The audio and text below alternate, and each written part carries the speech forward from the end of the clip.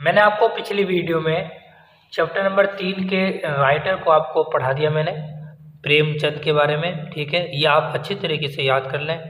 ये जो है आपको एग्ज़ाम में पूछे जा सकते हैं। ठीक है, तो चलिए आज की वीडियो में यानी चैप्टर नंबर 3 के अंदर नादान दोस्त के बारे में पढ़ेंगे। तो वीडियो को शुरू करने से पहले अगर आप हमारे इस चैनल पर नए हैं तो इस चैनल को जरूर सब्सक्राइब कर लें, शेयर कर दें, लाइक ज़रूर करें। तो चलिए शुरू करते हैं। बिस्मिल्लाहिर्रहमानिर्रहीम। नादान दोस्त। केशव के घर में एक कारंस के ऊपर एक चिड़िया ने अंडे दिए थे।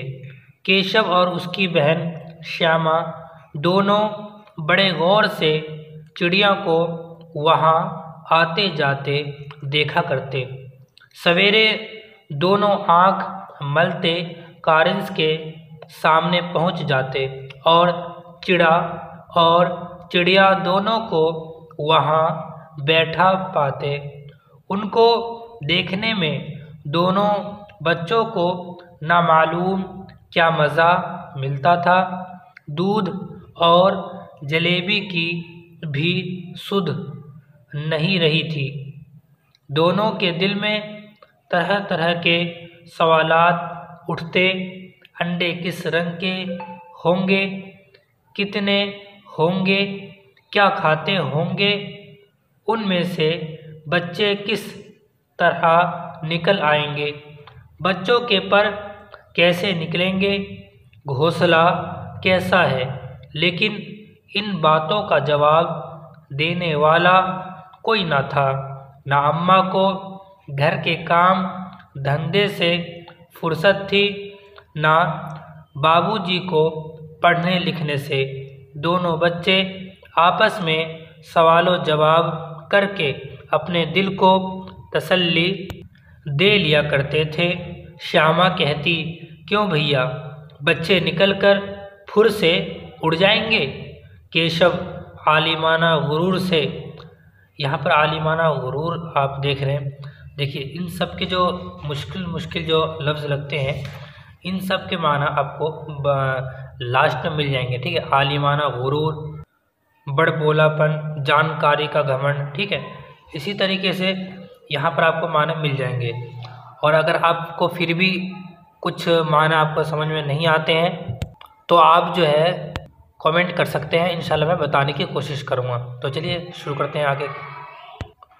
दोबारा से यहाँ से पढ़ते हैं। केशव आलिमाना गुरूर से कहता, हैरी पगली, पहले पर निकलेंगे, बगैर परों के बेचारे कैसे उड़ जाएंगे। श्यामा, बच्चों को क्या खिलाएगी बेचारी। केशव इस पेचीदा सवाल का जवाब कुछ ना दे सका था। इस तरह 3-4 दिन गुजर गए। दोनों बच्चों की ख्वाहिश तहकीकात दिन ब दिन बढ़ती जाती थी। अंडों को देखने के लिए वो बेताब हो उठे थे। उन्होंने कयास किया, अब बच्चे ज़रूर निकल आए होंगे। बच्चों के चारे का सवाल अब उनके सामने खड़ा हुआ। चिड़िया बेचारी इतना दाना कहाँ पाएगी कि सारे बच्चों का पेट भरे। गरीब बच्चे भूख के मारे चू चू करके मर जाएंगे। इस मुसीबत का अंदाज़ा करके दोनों ने फैसला किया कि कारंस पर थोड़ा सा दाना रख दिया जाए। श्यामा खुश होकर बोली, तब तो चिड़ियों को चारे के लिए कहीं उड़कर ना जाना पड़ेगा। केशव, नहीं, तब क्यों जाएगी। श्यामा, क्यों भैया, बच्चों को धूप ना लगती होगी। केशव का ध्यान इस तकलीफ़ की तरफ ना गया था। बोला, ज़रूर तकलीफ़ होती होगी, बेचारे प्यास के मारे तड़पते होंगे, ऊपर साया भी नहीं। आखिर ये फैसला हुआ कि घोंसले के ऊपर कपड़े की छत बना देनी चाहिए। पानी की प्याली और चावल रख देने की तजवीज़ मंजूर हो गई। दोनों बच्चे बड़े शौक से काम करने लगे। श्यामा माँ की आँख बचाकर मटके से चावल निकाल लाई। केशव ने पत्थर की प्याली का तेल चुपके से ज़मीन पर गिरा दिया और उसे खूब साफ करके उसमें पानी भरा। अब चांदनी के लिए कपड़ा कहाँ से आए? ये चांदनी लफ्ज़ है, इसका मतलब होता है छाया, यानी छाया के लिए कपड़ा कहाँ से लाया, यानी कहाँ से लाए चांदनी के लिए। इसी तरीके से अगर कोई आपको माना समझ में नहीं आते आप हमें कमेंट ज़रूर करें। चलिए आगे पढ़ते हैं। फिर ऊपर बगैर छड़ियों के ठहरेगा कैसे? ऊपर छड़ियाँ खड़ी कैसे होंगी? केशव बड़ी देर तक इसी उधेड़बुन में रहा। आखिर उसने ये मुश्किल भी हल कर ली। श्यामा बोला, जाकर कूड़ा फेंकने वाली टोकरी उठा लाओ, अम्मा को मत दिखाना। श्यामा दौड़कर टोकरी उठा लाई। केशव ने उसके सुराख में थोड़ा सा कागज़ ठूस दिया और टोकरी को एक टहनी से लटकाकर बोला, देख, ऐसे ही घोंसले पर उसकी आड़ करूँगा तो कैसे धूप जाएगी। श्यामा ने दिल में सोचा, भैया कैसे चालाक हैं। गर्मी के दिन थे, बाबूजी दफ्तर गए हुए थे, माँ दोनों बच्चों को सुलाकर खुद सो गई थी। लेकिन दोनों बच्चों की आँखों में नींद कहाँ। अम्मा जी को बहलाने के लिए दोनों दम रोके आंखें बंद किए मौके का इंतज़ार कर रहे थे। यूं ही मालूम हुआ कि अम्मा जी अच्छी तरह सो गई हैं। दोनों चुपके से उठे और बहुत आहिस्ता से दरवाज़े की सिटकनी खोलकर बाहर निकल आए। अंडों की हिफाजत की तैयारियां होने लगी।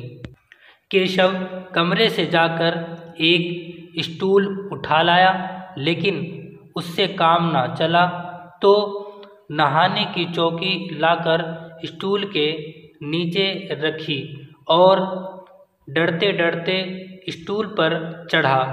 श्यामा दोनों हाथों से स्टूल पकड़े हुए थी। स्टूल चारों टांगें बराबर न होने की वजह से जिस तरफ ज़्यादा दबाव पाता था ज़रा सा हिल जाता था।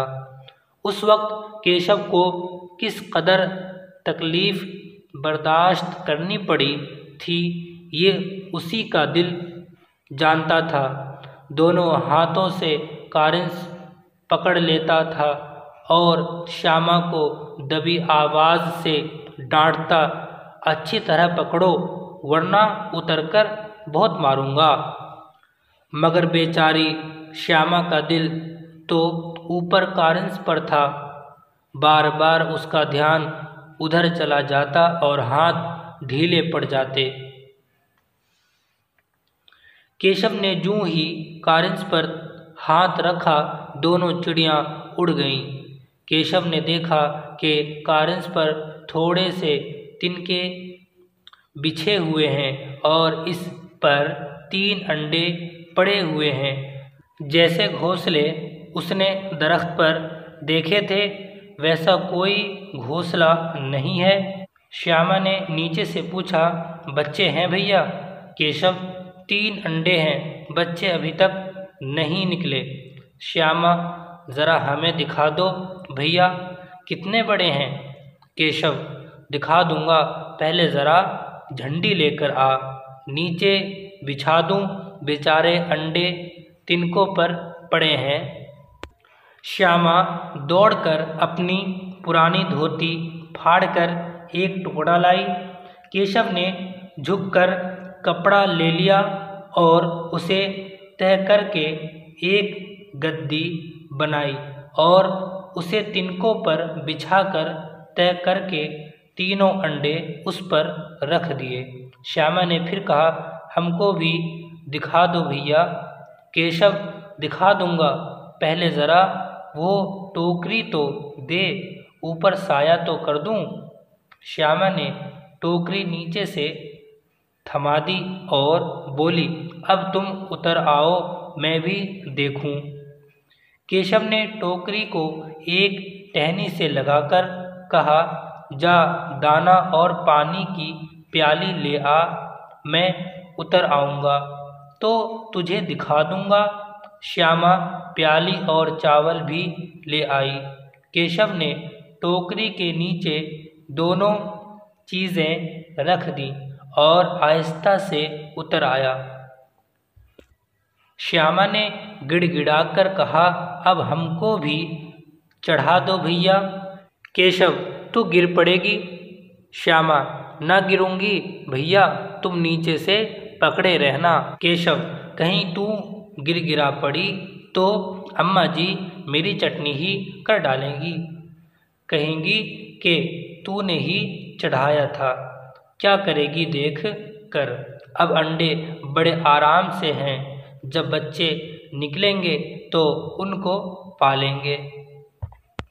दोनों परिंदे बार बार कारंस पर आते थे और बगैर बैठे ही उड़ जाते थे। केशव ने सोचा, हम लोगों के डर से ये नहीं बैठते। स्टूल उठाकर कमरे में आया, चौकी जहाँ की थी वहीं रख दी। श्यामा ने आँख में आंसू भर कर कहा, तुमने मुझे नहीं दिखाया, अम्मा जी से कह दूंगी। केशव, अम्मा जी से कहेगी तो बहुत मारूंगा, कह देता हूँ। श्यामा, तो तुमने मुझे दिखाया क्यों नहीं? केशव, अगर गिर पड़ती तो 4 सर ना होते। श्यामा, हो जाते तो हो जाते, देख लेना, मैं कह दूंगी। इतने में कोठरी का दरवाज़ा खुला और माँ ने धूप से आँखों को बचाते हुए कहा, तुम दोनों बाहर कब निकल आए? मैंने कहा था दोपहर को ना निकलना। किसने ये किवाड़ खोला? किवाड़ केशव ने खोला था, लेकिन श्यामा ने माँ से बात नहीं कही। उसे खौफ हुआ कि भैया पिट जाएंगे। केशव दिल में काँप रहा था कि कहीं श्यामा कह ना दे, अंडे ना दिखाए थे। इस वजह से अब उसको श्यामा पर एतबार न था। श्यामा सिर्फ मोहब्बत के मारे चुप थी या इस कसूर में हिस्सेदार होने की वजह से इसका फैसला नहीं किया जा सकता। शायद दोनों ही बातें थी। माँ ने दोनों को डांट डपट कर फिर कमरे में बंद कर दिया और आहिस्ता आहिस्ता उन्हें पंखा झलने लगी। अभी सिर्फ 2 बजे थे, बाहर तेज़ लू चल रही थी। अब दोनों को नींद आ गई। 4 बजे यकाएक श्यामा की आँख खुली, किवाड़ खुले हुए थे। वो दौड़ती हुई कारंस के पास आई, ऊपर की तरफ तकने लगी। टोकरी का पता न था, इत्तेफाकन उसकी निगाह नीचे गई और वो उल्टे पांव दौड़ती हुई कमरे में जाकर ज़ोर से बोली, भैया अंडे तो नीचे पड़े हैं, बच्चे उड़ गए। केशव घबरा कर उठा और दौड़ता हुआ बाहर आया। देखता है कि तीनों अंडे नीचे टूटे पड़े हैं। पानी की प्याली भी एक तरफ टूटी पड़ी है। उसके चेहरे का रंग उड़ गया। सहमी हुई आंखों से ज़मीन की तरफ देखने लगा। श्यामा ने पूछा, बच्चे कहाँ उड़ गए भैया? केशव ने अफसोसनाक लहजे में कहा, अंडे तो फूट गए। श्यामा, और बच्चे कहाँ गए? केशव, तेरे सर में देखती नहीं है, अंडों से उजला उजला पानी निकल आया है, वही तो 2-4 दिन में बच्चे बन जाते।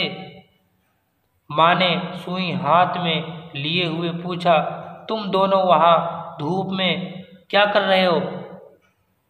श्यामा ने कहा, अम्मा जी, चिड़िया के अंडे पड़े हैं। माँ ने आकर टूटे हुए अंडों को देखा और गुस्से से बोली, तुम लोगों ने अंडों को छुआ होगा। अब तो श्यामा को भैया पर ज़रा भी तरस न आया। इसी ने शायद अंडों को इस तरह रख दिया कि वो नीचे गिर पड़े। इसकी सज़ा उन्हें मिलनी चाहिए। उन्होंने अंडों को छेड़ा था अम्मा जी। माँ ने केशव से पूछा, क्यों रे केशव, भीगी बिल्ली बना खड़ा है, तू वहाँ पहुँचा कैसे? श्यामा, चौकी पर स्टूल रख कर चढ़े थे अम्मा जी। केशव, तू उसको थामे नहीं खड़ी थी? श्यामा, तुम ही ने तो कहा था। माँ, तू इतना बड़ा हो गया, तुझे नहीं मालूम, छूने से चिड़िया के अंडे गंदे हो जाते हैं, चिड़िया फिर उन्हें नहीं सेती। श्यामा ने डरते डरते पूछा, तो क्या चिड़िया ने अंडे गिराए हैं अम्मा जी? माँ, और क्या करती, केशव के सर इसका पाप पड़ेगा। हाँ हाँ, 3 जाने ले ली दुष्ट ने। केशव रोती सूरत बनाकर बोला, ये रोती है, ये यहाँ पर ते है, ठीक है, ये 1 बिंदु है, आप 2 बिंदु लगा लें अगर आपके बुक में गलत है तो। चलो दोबारा पढ़ते हैं। रोती सूरत बनाकर बोला, मैंने तो सिर्फ अंडों को गद्दी पर रख दिया था अम्मा। माँ को हंसी आ गई, मगर केशव को कई दिन तक अपनी गलती का अफसोस रहा। अंडों की हिफाजत करने के जाम में उसने उनका सत्यानाश कर डाला।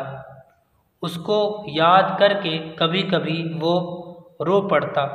दोनों चिड़ियाँ फिर वहाँ ना दिखाई दी। ये मैंने आपको रीडिंग करवा दिया है, ठीक है। नादान दोस्त। तो अगली वीडियो में इनके क्वेश्चन आंसर करेंगे, यानी कि मान को पढ़ेंगे और ये इनके क्वेश्चन आंसर को करेंगे, ठीक है।